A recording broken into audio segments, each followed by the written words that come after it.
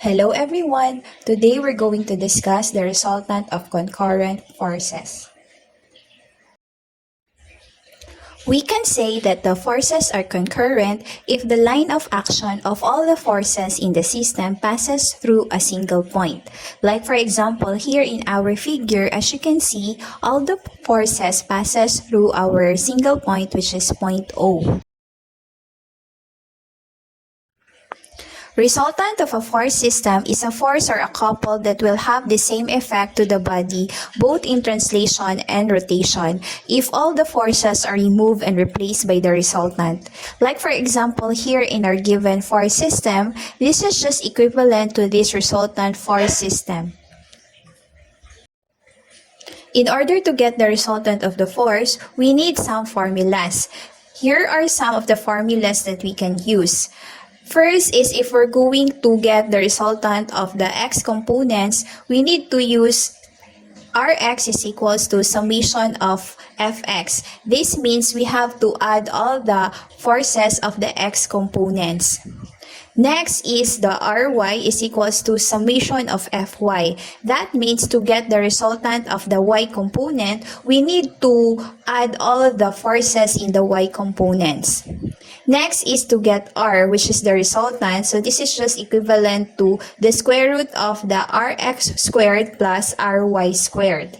Then if we're going to get the theta x, so theta is just equivalent to arctangent of Ry over Rx. Here are the steps in solving the resultant of a force. First is we're going to resolve each given force into rectangular components. I already have a tutorial video for this, so just in case you don't know how to get the rectangular components of the force, I will just put the link of the video in the description box below. Second is you're going to determine the components of the resultant by adding the corresponding force components in the x and the y directions. Here we're going to use the formula that we have discussed a while ago, in which Rx is equals to the summation of Fx and Ry is equals to summation of Fy. Then the third is you're going to calculate the magnitude and direction of the resultant. To get the magnitude of the resultant, we need the formula R is equals to the square root of Rx squared plus Ry squared. Then to get the direction, which is the theta x, we need to use the formula theta x is equals to arctangent of Ry over Rx. If you find this video helpful, please consider subscribing to show your support so that I can make other videos like this. To understand what we have discussed a while ago, let's have an example. Given the figure below, we need to determine the resultant of the force on the bolt.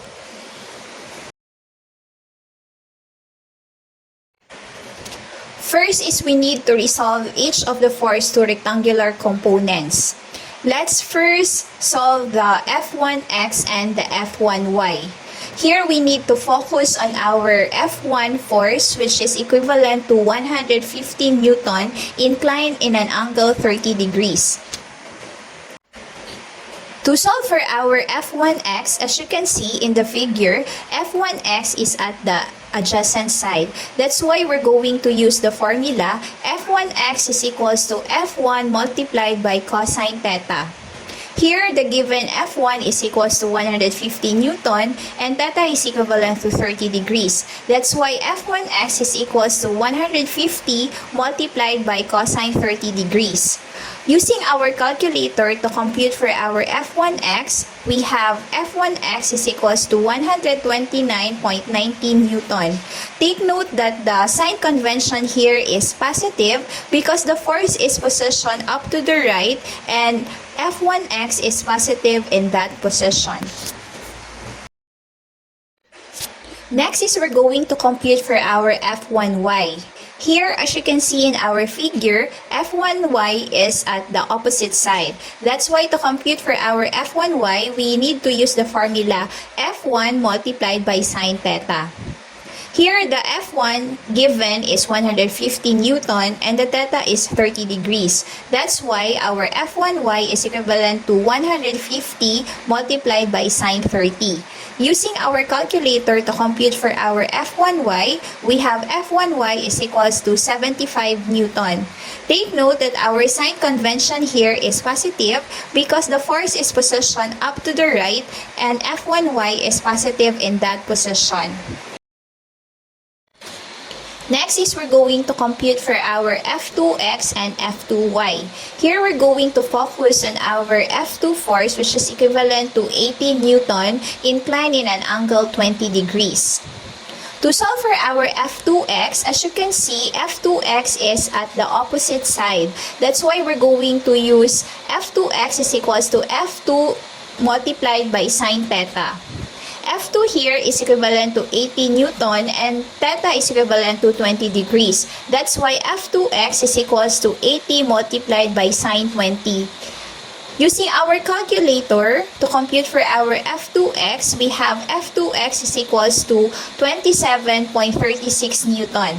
Take note that the sign convention here is negative because as you can see, the force is positioned up to the left and F2x is negative in that position. Next is we're going to compute for our F2y. As you can see in our figure, F2y is at the adjacent side. That's why we have F2y is equals to F2 multiplied by cosine theta. Here, F2 is equivalent to 80 Newton and theta is equivalent to 20 degrees. That's why we have F2y is equals to 80 multiplied by cosine 20 degrees. To compute for the value for our F2y, we need to use our calculator.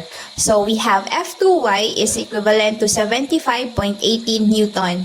Take note that the sign convention here is positive because the force is positioned up to the left and F2y is positive in that position.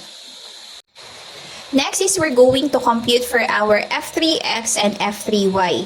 Here we're going to focus on our F3 force, which is equivalent to 110 Newton. As you can see in our figure, there's no x component in our F3 force. That's why F3x is equivalent to 0. Then F3 force is going downwards. That's why our F3y is equivalent to 110 Newton. Take note that the sign convention here is negative because the force is positioned downward and F3y is negative in that position. Next is we're going to solve for our F4x and F4y. Here we need to focus on our F4 force, which is equivalent to 100 Newton inclined in an angle 15 degrees. To solve for our F4x, as you can see, F4x is at the adjacent side. That's why we have F4x is equals to F4 multiplied by cosine theta. F4 here is equivalent to 100 Newton and theta is equivalent to 15 degrees. That's why we have F4x is equals to 100 multiplied by cosine 15 degrees. Using our calculator to compute for our F4x, we have F4x is equals to 96.59 Newton. Take note that the sign convention here is positive because the force is positioned down to the right and F4x is positive in that position. Next is we're going to solve for our F4y. As you can see, F4y is at the opposite side. That's why we're going to use F4y is equals to F4 multiplied by sine theta. Here, our F4 is equivalent to 100 Newton and theta is equivalent to 15 degrees. So, F4y is equals to 100 multiplied by sine 15 degrees.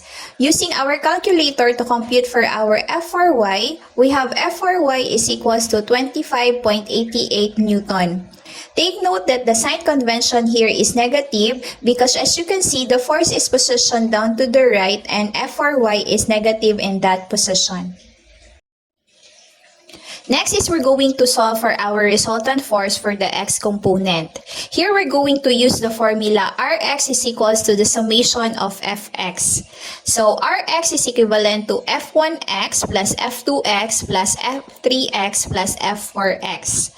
So Based on our computation a while ago, F1x is equals to 129.90 Newton, F2x is equivalent to negative 27.36 Newton, F3x is equivalent to 0, and F4x is equivalent to 96.59 Newton. That's why we have Rx is equals to 129.90 Newton plus negative 27.36 Newton plus 0 plus 96.59 Newton. If we're going to use our calculator, we can have a value for Rx which is equivalent to 199.13 Newton. After computing the Rx, we're going to compute for the resultant force for the y component. Here we're going to use the formula Ry is equals to the summation of Fy. So we have Ry is equals to F1y plus F2y plus F3y plus F4y.